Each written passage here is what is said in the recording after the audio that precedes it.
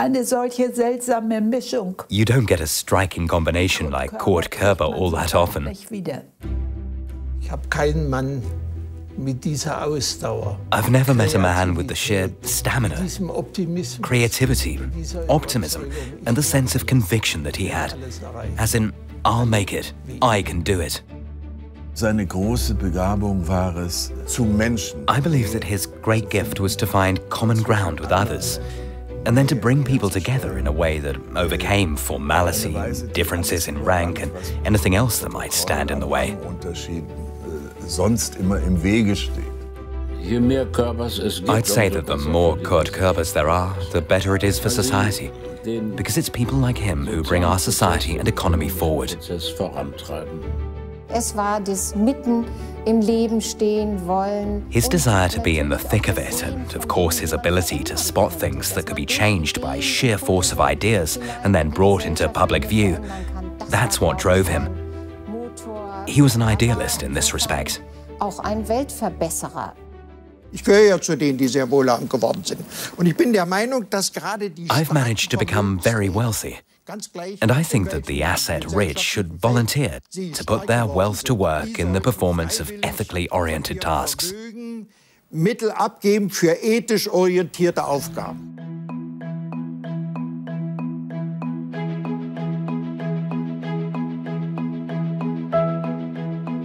From engineer to CEO, Kurt R. Körber was blessed with success, which is precisely why he gave so generously to society. From 1959 until his death in 1992, he donated more than 200 million Deutschmarks to culture and science. But that wasn't enough for him. Just taking out my checkbook to support something is not for me. I want to get involved in new initiatives. If that makes me an instigator, I'll freely accept that. Creativity, an urge for dynamic decision-making, and a can-do spirit also marked Körber's entrepreneurship and his thinking as a benefactor. He wanted to get involved actively. And more, his foundation projects aimed to set standards and continue working beyond his lifetime. Körber was born in Berlin on the 7th of September 1909. His mother, a supporter of Rosa Luxemburg and a liberal, collectively focused society, shaped his inner values.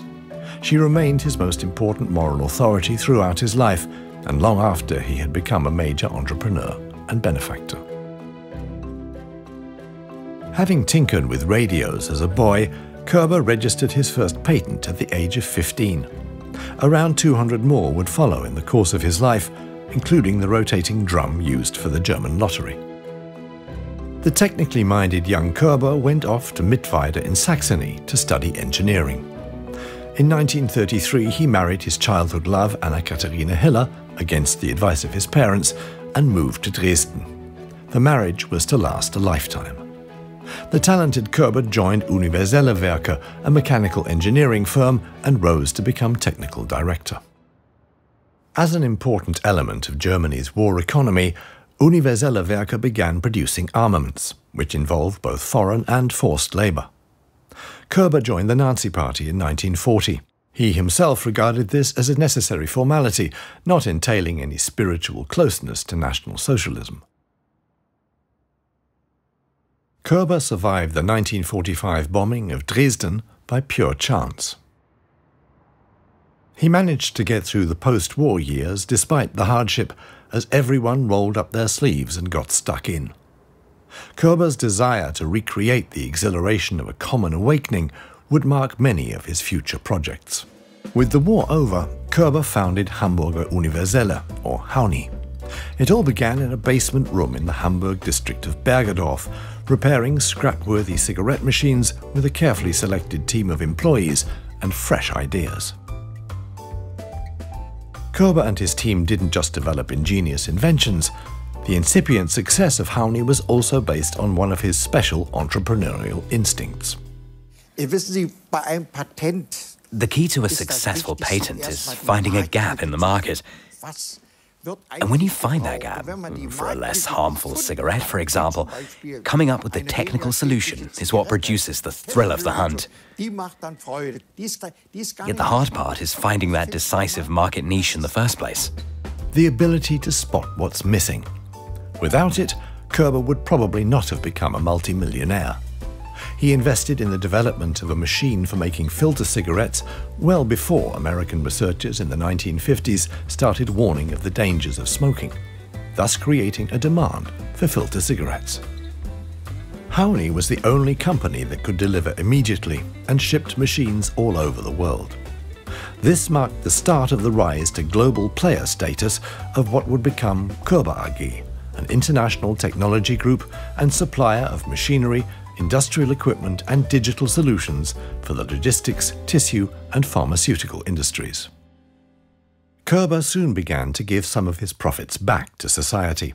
He set up his first foundation in 1957 for the rebuilding of Hamburg's Thalia Theatre, and this was followed by projects such as the Boy Gobert Prize for Young Actors, the House im Park Community Centre and a technical college, as well as support for the Hamburg State Opera and the Gustav Heinemann Prize, which would later become the renowned German Federal President's History Competition.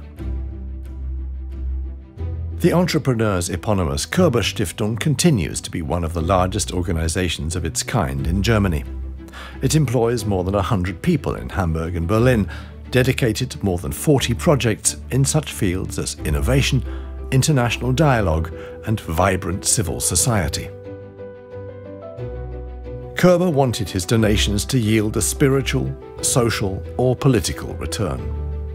One of his most successful initiatives in this respect was and is the Bergedorf Round Table, which he founded in 1961. Körber himself called it his best invention. His vision was to create a space for a free and confidential exchange of ideas among leading politicians and experts on the core concerns of society. I know of no other initiative that manages in quite this way to bring people together, regardless of any party differences and across all generations and areas of experience. Probably Körber's most ambitious project was intended to crown his achievements as a benefactor. He started with a small circle of confidants, Helmut and Loki Schmidt and Reimar Lüst. It was in 1984, I think, that he first told me of his plan to set up a major science award that would actually go beyond the Nobel Prizes. The Körber European Science Prize is now actually better endowed than the Nobel Prize. Every 7th of September, Körber's birthday, outstanding scientists involved in forward-thinking research attend the award ceremony, which is also a monument in honor of Kurt Körber. We want to use our assets less in the interests of past merits or lifetime accomplishments and dedicate them more to new things that urgently need preserving. This includes encouraging the taking of risks in research. Körber himself received many honors during his lifetime, including the Diesel Medal of the German Inventors Association, an honorary doctorate from the University of Erlangen, the Hamburg Senate Medal for the Promotion of Science, and the Medal for Services to Charitable Foundations, presented to him by the then German President, Carstens. Körber rendered outstanding services to Hamburg, but one of the most important distinctions came in 1991, just before his death, when he was made a freeman of the city. The relationship between Kurt Körber and the city's elites wasn't always easy. The long-established families of Hamburg's Elbchaussee Avenue took some time to accept him into their circle, because he wasn't a native of the city, and because he was also much livelier than them.